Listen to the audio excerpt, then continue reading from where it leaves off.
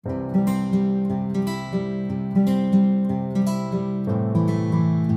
morning mga kapitbahay. Panahon dito ngayon sa Lebanon ay ganito siya pero humid. Oo, grabe. Pinapawisan ako kahit umaga pa lang Anyway, yan, ito na yung mga tanim ko guys. Super healthy sila. Yan, ayan na yung nilipat naming bougainvillea ni Mr. At saka yung tawag dito yung garden niya. Alam, minsan nawawala ako sa sarili ko. Hindi ko alam yung yung sasabihin ko ba, nakakalimutan ko. Yan na yung bougainvillea. And then nagtanim ako ng petchay. Ito siya guys, tumubo na sila. May talong yan dati pero tinanggal ko kasi nalanta. Sayang. Anyway, okay lang yan. Yung papaya ko, may hinog na siya. Yung sabi ko, akala ko lalaki, nahinog siya guys, dalawa. Ayan. May bunga na din. And then, mga tanim ko dito na nakapaso. Super healthy. Ito yung mga bell pepper, at saka har, yung maanghang. Ito yung saluyot. Happy. Talong sa paso. Yan. Ito yung garden niya. May bulaklak siya guys. Open siya. Anyway guys, ito yung ginawan ko siya ng stick. Potos. Ang taas. Ang ganda niya. Isa ito sa paborito ko na indoor. Wala kasi akong panlagyan, kaya dito ko na lang ilagay. Sa loob ko sana ito ilagay. Maganda ito guys. Kaya lang, wala akong panlagyan sa loob. Walang space. Anyway, yan. Ito na ang entrance ko. Gusto ko ilipat yung guys, yung tawag nito, yung halaman na yan. Kasi gusto ko magpadami. Oo. Maganda kasi yan. Ito yung geranium. Tinatawag nilang geranium. Hindi yan na mamatay kahit taglamig. Kaya magpadami ako. Maganda siya. Okay. Good morning. Nakapadyama pa lang ako. Anyway, nagkakape ako. Ay, hindi kape. Yung morning routine ko na tubig lang muna, warm water. Ayan. Yung mga bata kumain na sila. Si Mr. tulog pa siya. And alam nyo guys, nahihirapan akong mag-isip kung ano ang i-balance ko. So, balance ko siguro is kusa, yung zucchini, tapos lagyan ko siya ng rice stuff sa loob and minced meat. Yun na yun yung gagawin ko pang lunch guys. Alam nyo, nahihirapan din ako minsan sa pag-prepare ng food. Meron din kasi yung ayaw nila sa Filipino food, meron din yung gusto. So, minsan lang talaga din ako nagluluto ng Filipino food. Hindi lahat na pagkain natin gusto nila guys. So, mostly Lebanese food ang prepare ko. Minsan lang talaga ang Filipino food pag yung alam nyo, gusto kong kumain, ayun na, papakain ko naman sila. Pero lang kay siya yan, isda, mga daing, lalo si Mr., mga dinengdeng, alam nyo mga Ilocano,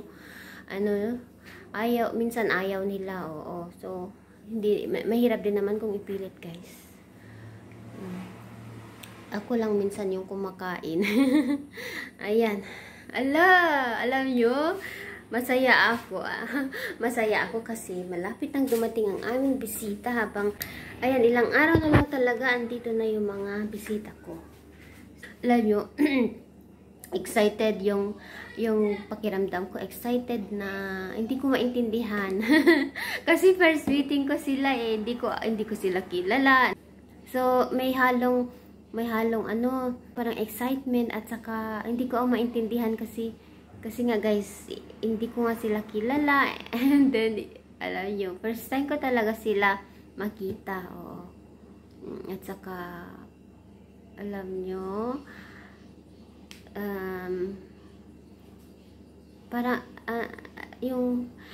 parang kilala ko na siya sa, alam nyo yung nararamdaman ko, parang kilala ko na sila pero hindi ko alam kung saan ko sila nakita. Ganon. So, yung pakiramdam na yon, yung excitement na hindi mo maintindihan. Minsan nananaginip ako guys, nandito na sila, pero wala naman pala. Ganon. Oo, alam nyo. Na-excite ako. And may halong tawag nito, yung excitement na di ko maintindihan yung sarili ko. Oo. And nakikipag-meet naman na ako sa mga viewers natin. Kaso yung hindi sila, yung alam nyo, yung makakasama mo sila sa lahat dito sa bahay.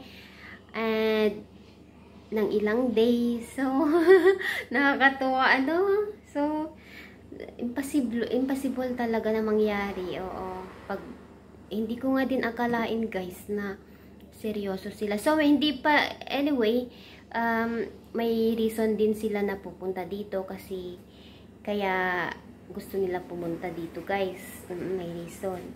Gusto nila makita si Saint Charbel and yung kung saan siya namatay. Alam nyo, gusto nilang makita yung monastery ni Saint Charbel, yung si Harissa. Ayan, yun. Kaya ready na ba ako makipag-meet? Yes, ready na ako guys. So almost, bale, hindi naman kami katagalan na nagkilala ng bisita namin. Anyway, ayaw niya magpabanggit kung sino siya guys. And naalala nyo guys, basta tumutulong sa amin, ganyan, tumutulong. And yun, ayaw niyang magpakilala guys. Yun ang personality niya. Hindi siya exposed. O kapag tumutulong siya, hindi lang ako ang tinutulungan niya, maraming vlogger ang tinutulungan niya guys.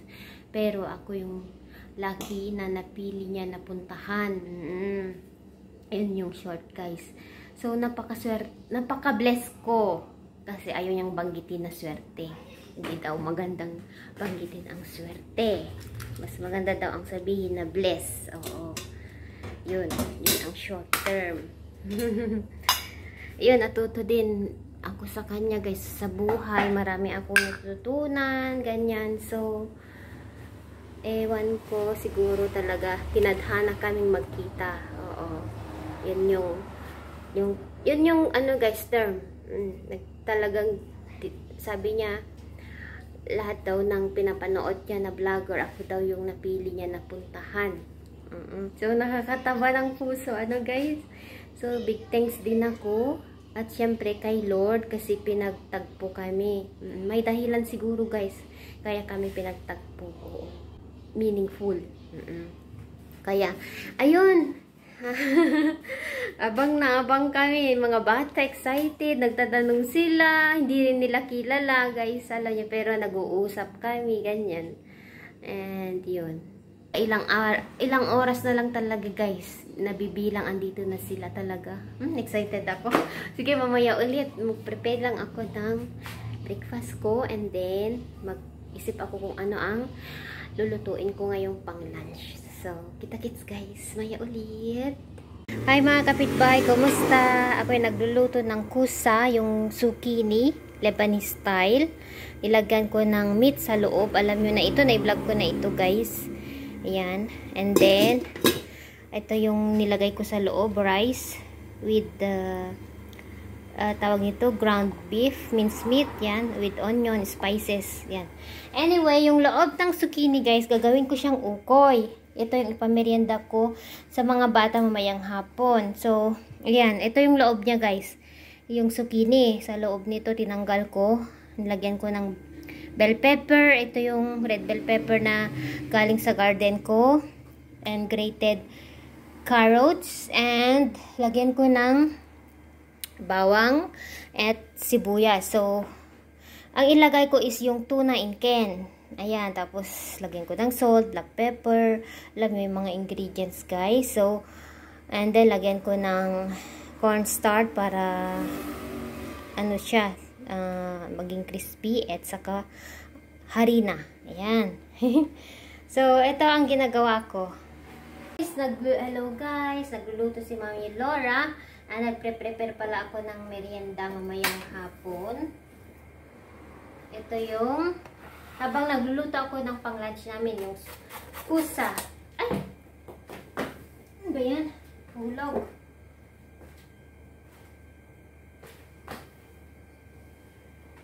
So, gawa tayo ng ukoy.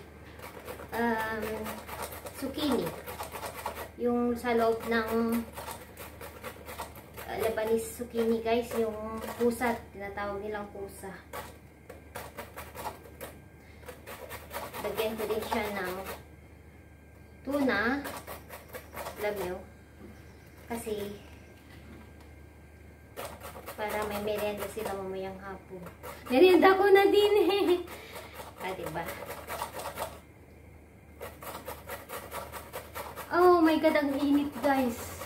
Naliligo ako sa pawis. Sobra. Tawa na siguro itong carrots.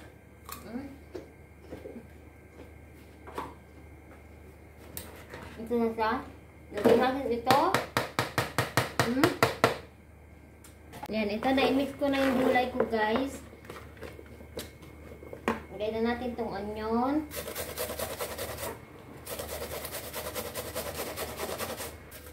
Lutuin ko na lang kaya para hindi na ako magluto mamaya. Kasi marami pa akong gagawin. So, i-prepare ko na. Wait lang guys, kuha ako sa garden ko kasi wala pala akong parsley sa loob. Mag-cut lang ako sa garden ko ng parsley. Balikan ko kayo. Hi guys! Bumalik na ako. Ito na yung nakuha kong parsley. Konti lang, pang pakulay lang ba. Ayan, sa ano natin, sa ukoy. Hindi ko na kayo dinala doon kasi mainit. At saka ito lang naman ang i-harvest ko, yung parsley. Konti lang naman. Pampakulay sa ukoy natin. Mainit sobra. Nagre-reklamo ko sa init guys. Ito na yung parsley. Luhain natin at i-mix natin sa ukoy natin. Lagyan pa natin yan ng tuna. And then ano kayong lalagyan ko ng sitaw? Lagyan ko nga ng sitaw kahit konti lang. Mag-invento tayo ng pagkain. O, diba? Para magamit lahat. Oo, lagyan natin ng sitaw guys. Kita nyo ba? Yan, hinihiwa ko na yung sitaw. Ano, laitin natin para hindi mahalata. Ganyan. Konti lang. Slice lang ng maliliit. So, ito na yung cornstarch. Ay, cornflour pala ito. Mistake. Hindi pwede ang cornflour, no? Pwede ba? Pares lang ba ang cornflour at saka cornstarch? Hindi ano. Hara na lang din ilagay ko. Wala pala akong cornstarch. Ano ba yan? Ano ba yan? Okay lang, hayaan ko na. So, pampalapot pala yung cornflour guys. Yung cornstarch yun yung pampa crispy. Wala akong ganun. Arena na lang. Arena na lang ilagay ko guys. Lagyan natin ng chicken powder. Para naman kahit paano may panlasa. May tuna naman. So, lagay natin ito. Meron pala akong idea. Yung crispy. Meron ba akong crispy ano? Tignan ko nga. Yan, pakita ko sa inyo. Tuna. Yan, tuna inken. Mix natin. Bahala na si Batman guys. Tignan natin kung anong lasa nito. Anyway, gumagawa naman ako dati ng bola-bola. Kaya lang, may cornstarch. Yung mayroon pala sa akin is cornflour. Diba, iba yun guys, yung cornstarch at saka cornflour. Yung cornflour, yun yung nagpapalapot. Diba? I-correct yung ako. Yung cornstarch, yun yung nagpapakrispy sa fried chicken or anumang fried. Ayan. So, lagyan na lang natin ng harina.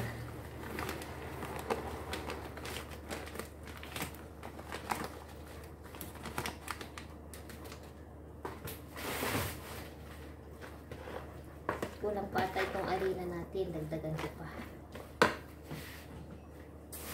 Ay, mali-mali si Mami. Pasensya. Gusto ko pa namang gumawa ng masarap na snacks. Pero okay na din yan.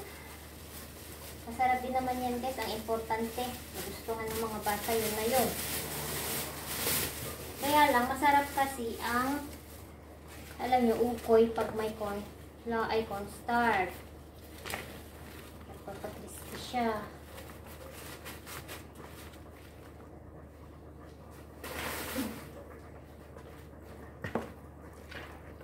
Kulang pa.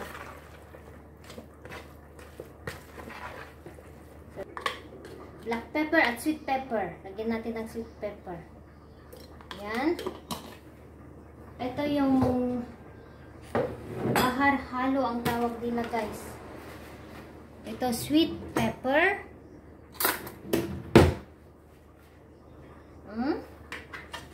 And then lagyan natin ng saan na yung sweet paprika. Hindi ito manghang. Sweet siya. Yan, pampakulay.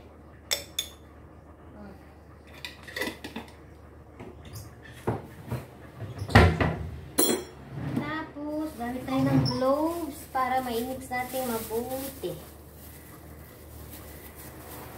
Dapat kanina ko pa nilagyan ng ano guys. Diba yan, mali-mali si Mami Laura. Nawawala ako. Nawawala si Mami Laura.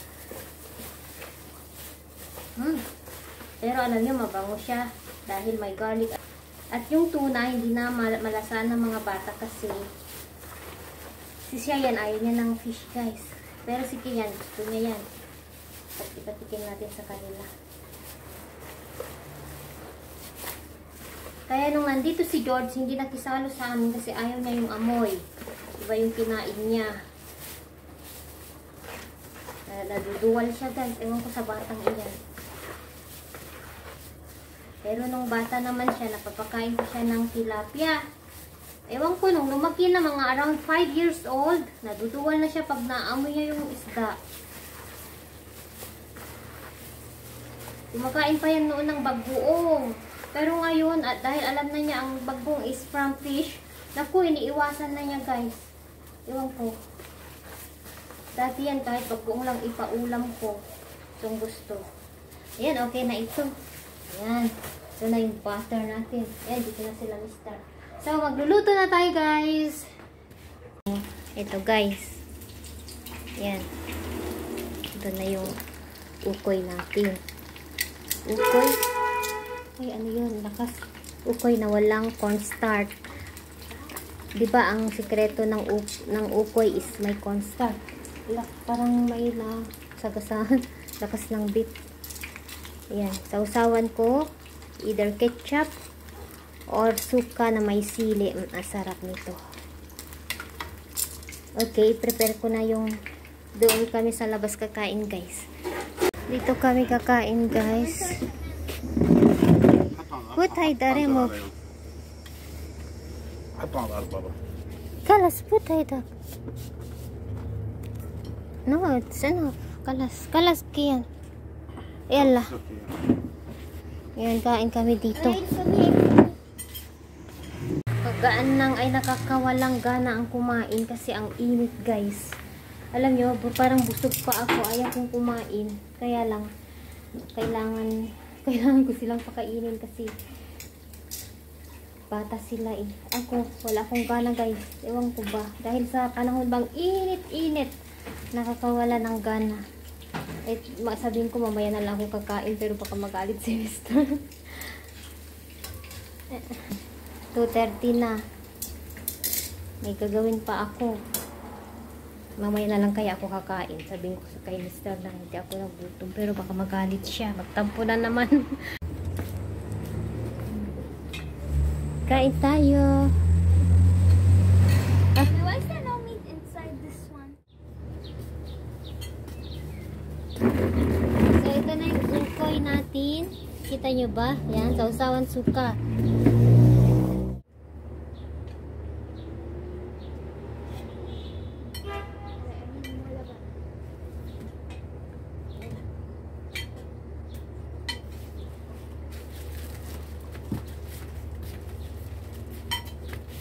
Kain tayo.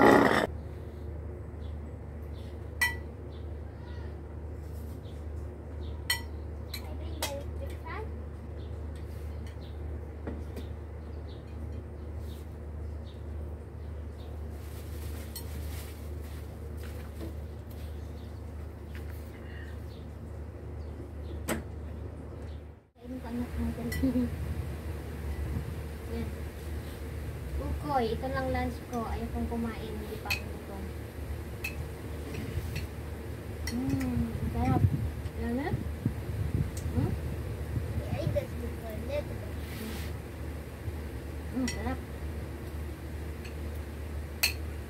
Where? Lait hayda ba? Diyan lait hayda. Dapat. Ay, you want to try? It's nice. I think Ellen needs to try it. Here. I think Ellen needs to try it. I tried that before. I have to try it now.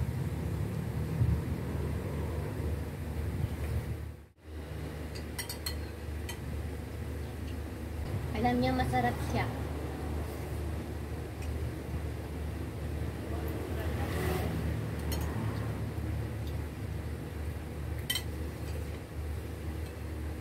Yan, sarap siya guys. Hey guys, andito ako sa simbahan katatapos lang ng church. Katatapos lang ng misa. And then, alam niyo yung mga nandun sa harap, yung nag-celebrate ng 50 years wedding anniversary nila. Ayan, may pamisa.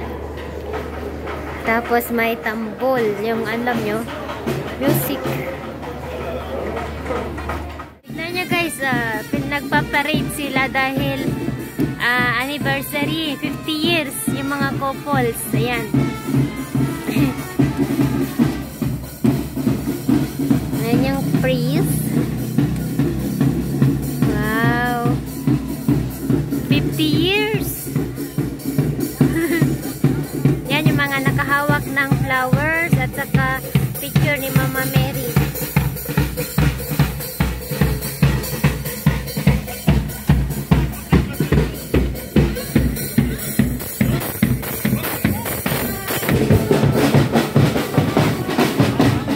Ayan.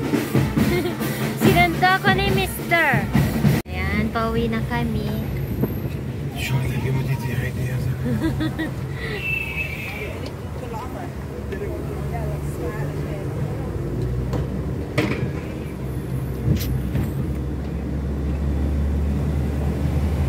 Hi to the friend of your mom. I say hi to her. Ana, sis mo, Maya. Maya? Maha. Maha. Yung friend ni Mama. Maha. Naalala niya ako guys. Hindi ko napansin. How they were living Yes, above over us. Sila yung nakatira noon sa taas namin tapos binenta and then bumili sila ng mas dito rin sa area namin malaking bahay.